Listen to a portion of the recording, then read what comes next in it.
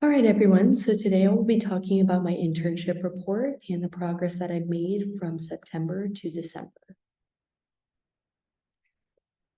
So the things I will be going over today are in three parts. The first part I will be going over is my internship dynamic, and basically what that internship layout is and how a day in my internship looked like. Then after that, I will be going into professional and cultural knowledge. This is going to be information that I learned being in a professional setting and information I learned working in a different country and learning those cultural differences. Last thing I will go over is the insights and how this relates to our internship course.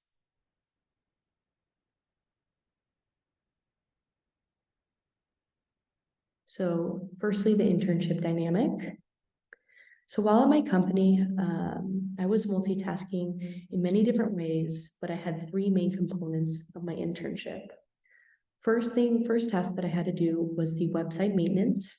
I would work with WordPress, which is essentially a back office software that helps you create websites. And anything that you do on WordPress can reflect on a website that you want to create. In this instance, my company provides services, including food tours and wine tours. And so our website offered an array of different tours and products that we sold in Sevilla. So not only working in WordPress, but I also had to work in Wix, which is an analytical software that essentially tells us all of the crucial and essential data, including web traffic, sales, etc. And it provides us a sort of hub for this information. So while working on these two softwares, I had to constantly overlook and update new tours, availabilities, and pricing. The next aspect of the task I had to do was partial social media marketing. And in social media marketing, it was a double-edged sword where I was not only producing content for our social media, specifically on Instagram, creating reels, stories, videos on a daily, but along with that, I created evolutionary analytical reports. Now you may be asking, what is a evolutionary analytical report? To explain that, every 15 days, so 2 times out of the month, I would create an analytical report reporting all the important information, including demographics of our viewers, content views, engagement, interactions, and essentially seeing how our content did amongst our viewers, followers and non-followers, and how that compared to last periods. And then after I created these reports, I would discuss with my marketing supervisor, as well as the CEO of the company. And we would basically talk about ways on how we can improve our social media marketing. The last thing I did was product proposals. So again, as our company provides many different tours, including food, wine, I wanted to expand this realm into Spanish suites. One of the tours that a new tour that I was proposing was a Sevilla sweet tooth tour, in which you would walk around Triana and taste the delightful treats that Triana has to offer, including some of the infamous bakeries like Manujara in the Triana market, and then some little mom and pop shops. So with this was the creation of new products and writing formal business proposals. I believe from September through December, I helped engage and create 9 new tours along with my supervisor for the company. All right, so professional and cultural knowledge I learned. So first talking about professional knowledge, one thing I learned while gaining experience in my internship is the importance of networking. And I really didn't understand this aspect until I started working in the tourism sector specifically. My internship provided a great opportunity to meet customers, not only from Spain, but also customers from all over the globe, including the UK, Australia, America, Asia, and I really saw how my boss was obtaining these professional connections and how he could network with different people. And ultimately it helped him because one of the customers that he met helped him launch his olive oil tasting. As he has a specific company located in Jerez de la Frontera, which is in Andalusia. Something else that I learned in the professional setting is the difference in international business practices. So ultimately, how do Spaniards conduct business?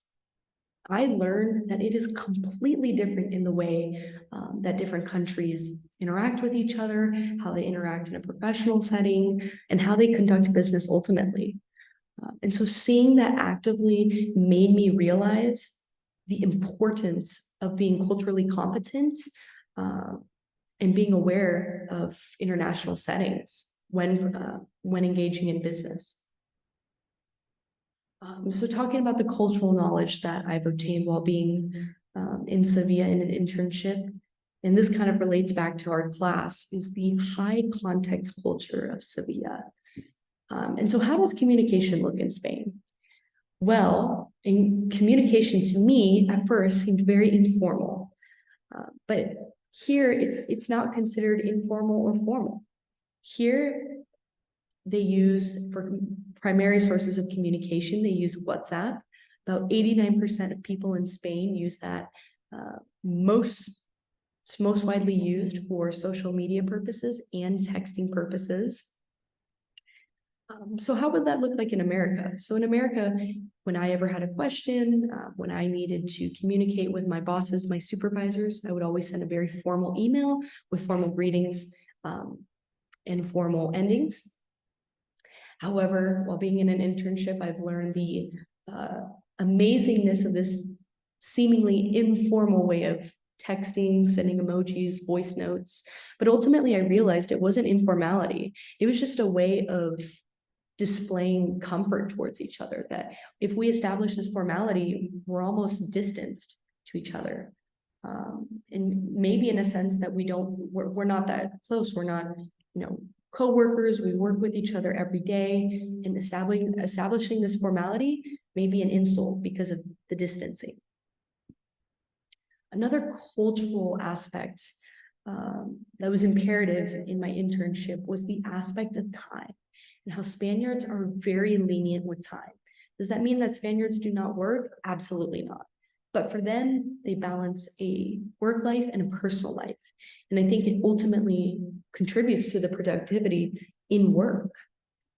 So how does that look like in a work schedule? Well, when you're supposed to work from 11 to 2, you should show up 11 to 2. But if you're late for any sort of purposes, 5 minutes late because of the rain that's now happening in November, or you're having some sort of emergency, or you're just running behind on time. Spaniards are very empathetic. And I think that ultimately contributes to this idea of personal relationships and emphasizing having these connections with people inside and outside of work.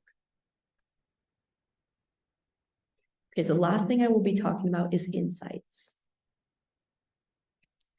So with insights, I'm going to be talking about the lessons and skills I learned, breaking this down into my SMART goals, my strengths and weaknesses, and the application of my experience, relationships, and lessons into the future. So originally for my SMART goals, I wanted to increase my time management skills, meaning I wanted to get better at just learning how to manage things and be more productive with my time. Second thing is I wanted to learn industry-related software for business analysis.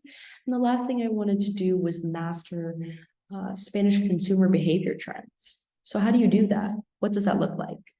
So for me, how I obtained my first goal is I implemented a daily planner, and I implemented a time blocking method where I would lay out specific time for specific tasks.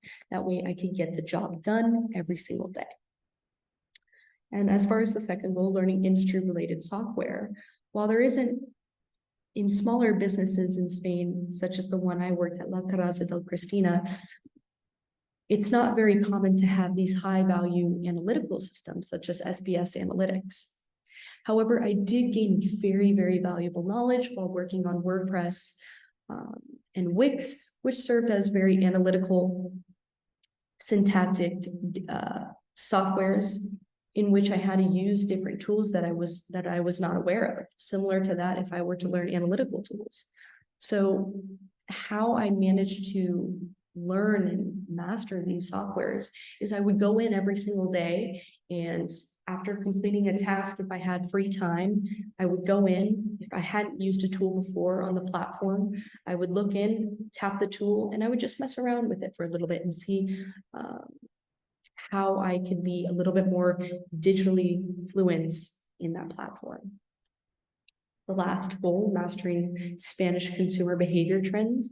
Ultimately, what I did was try to attend as many events that CEA offered as possible, many social events, including the Shout activities and the MAP 1 and 2 activities, and then just festivities that happen in Sevilla. Along with that, I tried to talk to as many local Spaniards as possible so I could gain a true understanding of what life looks like, what people prefer, and ultimately a daily life in Spain for not only younger people, but middle-aged and older folks. Moving into my strengths and weaknesses, 2 strengths that I found in my internship were my effective communication, constantly working with different departments to achieve the same goal. So while I have effective communication and interpersonal skills, it was required in this internship, and it ultimately helped me in the end. Another thing that I felt was my strength was my adaptability and my dependability. While we were multitasking and we had many tasks at hand, I felt that I was very adaptive in the environment I was in and dependable on getting those tasks done. Some of the weaknesses I felt that I had were, again, time management. While I'm constantly trying to improve my time management skills, there can always be room for improvement. And then the last weakness I had was enthusiasm to constructive criticism. And while constructive criticism is amazing and is completely necessary, I think ultimately I just needed to change my mindset and how I initially take in the constructive criticism in my mindset. Sometimes when you get criticism, you ultimately go to defense mode, but for me, there was a very short period of being defensive of, oh, why, how did I do something wrong? And instead I should be focusing on, well, how can I fix that? How can I be better in the future? But I think the thing to these weaknesses is having that self-awareness so you can turn your weakness into a strength. And then lastly, the application into the future. How is my experience, my relationships in my internship, and the lessons I've learned applied to the future? Ultimately, I think that the experience is giving me a once-in-a-lifetime experience to truly understand different practices of business in the international world. I think I've never been exposed to that to this sort of extent, and being in a country, being fully adapted and assimilating in this culture has really helped me understand differences in experiences and cultures, procedures, time, all different aspects. And having these relationships not only with my supervisor and my colleagues, coworkers, but expanding my network of relations to customers that I met has been invaluable to my work experience. The lesson that I would like to share that I've learned from my international internship is to always work with what you have. You got to work with it and you got to make it work. One thing I know that I admire from small businesses, especially seeing many small businesses in Spain, is that they really work from the ground up. I see a lot of perseverance within the Sevillanos here, and I just like to take that back home and take that mindset and personality that we all start from the ground up. And if I ever want to start my own company, if I ever want to be my own boss, that I have to take in everything that I have and I have to make it work, whether that be working after hours, whether that be expanding my networking system, adapting to new cultures, ideas, practices. I think that's ultimately going to take me the farthest, is really just giving it all I have. So this was my experience in my internship, and I just like to express how thankful I am and gracious that I even have the opportunities to study abroad. So thank you for listening. I hope you guys have a great day.